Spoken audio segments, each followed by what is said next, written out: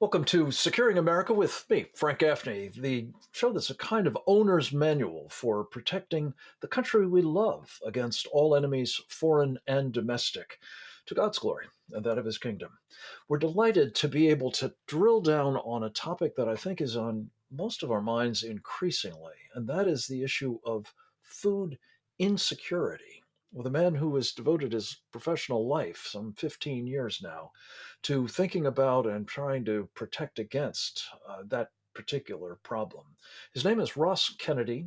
He is a professional logistician and strategist who has been involved in a broad spectrum of supply chain roles over the years. He is the director of global logistics and supply chain for a major international food and animal feed ingredient manufacturer and founder of Fortis Analysis, a global strategic advisory group. Delighted to have a chance to catch up with him. Ross, welcome to Securing America. It's good to have you with us. Thank you, Mr. Gaffney. I appreciate the opportunity. So, I'd like to start with just a little level setting. We're hearing, as I say, more and more about food insecurity, the danger of problems, not just elsewhere around the world, but here at home as well. The prospect of, empty store shelves and the like. I'd like to get your sense as to whether that is, in fact, now decidedly in prospect, and if so, for which of several reasons we've been hearing about, from climate change to the difficulties arising from the war in Ukraine and sanctions on Russia and more. Give us a sort of lay of the land, if you would, Ross. Yeah, absolutely. So, um, a lot of what I do is premised on really one foundational concept, and that is that the world really revolves around three commodities, and I call them last dollar commodities, but there's a lot of different names for them. But the basic premise is that a government will spend its last dollar to secure a sufficient supply of either food, potable water, or energy products. And those are really the three things that underpin all of society. We can do without cobalt because we can, in the worst case scenario, do without electric vehicles or batteries, right? But we've got to be able to eat. We've got to be, sufficiently, well fed and supplied with water, and we obviously have to have energy products as well.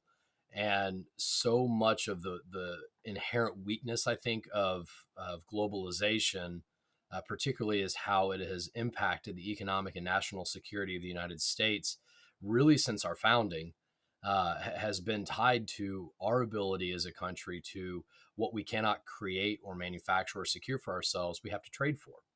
And I don't know that, I think it's somewhat apocryphal. The statement, I've heard it attributed to various people, whether it's, Bastiat or Hayek or whomever, but the concept that when goods don't cross borders, armies will. And at some level, that's true. But I think we here in the United States are dealing with three really fundamental issues here, and in no particular order. The first one is that we have not prioritized, or really we've lost track of the basics. We are so good at making ballistic missile submarines. We are so good at making fifth generation fighter jets like the F-35. We're so good at doing incredible high technology research.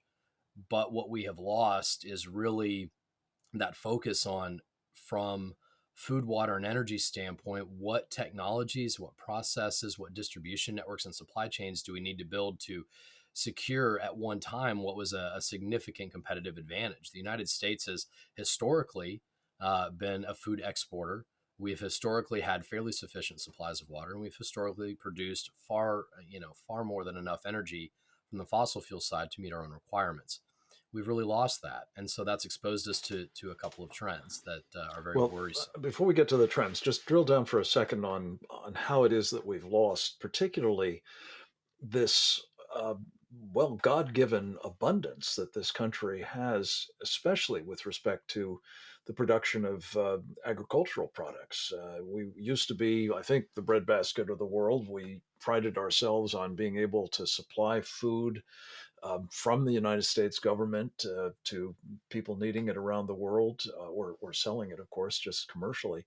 So, how is it that we suddenly find ourselves facing potential shortages in the food area specifically, Ross?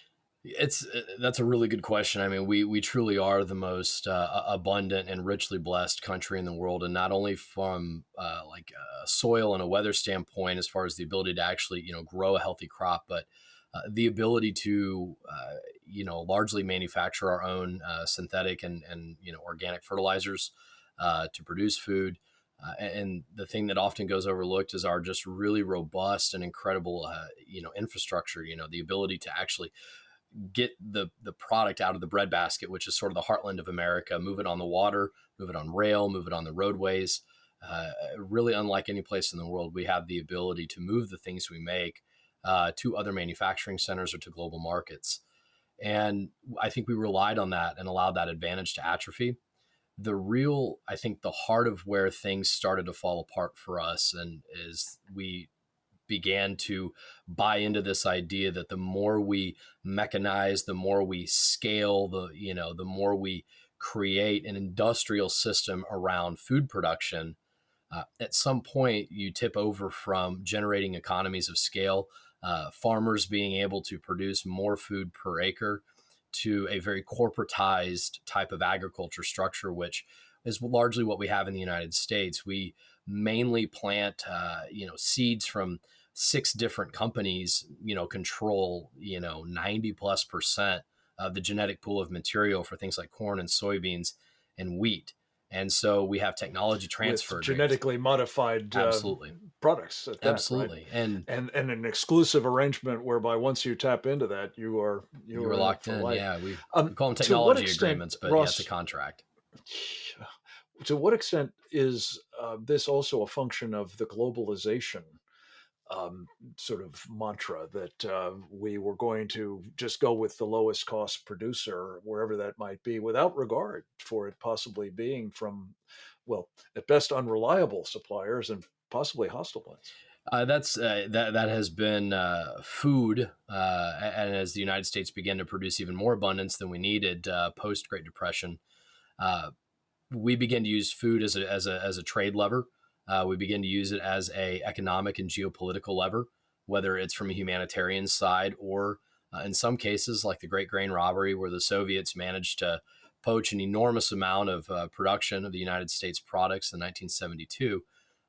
It has also been a tool of political missteps for us. So, but yeah, globalization, to the extent that we said we can procure what we need over there in exchange for things we make here. At some point, that tipped over, and we said, well, it's not enough to have the things, the fish that we can fish from our own waters here, the food we can make in our own soil. It became, well, now we want Chilean sea bass, or we want beef from this part of the world, whatever it may be. So optionality that comes from globalization kind of became our addiction, and we Yeah. took our eye off the ball on what we do here at home.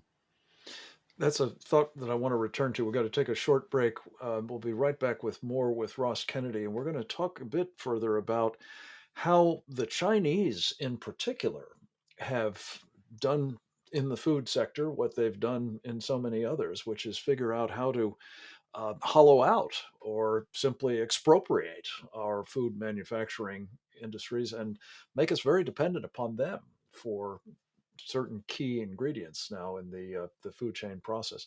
That and much more with Ross Kennedy of Fortis Analysis right after this.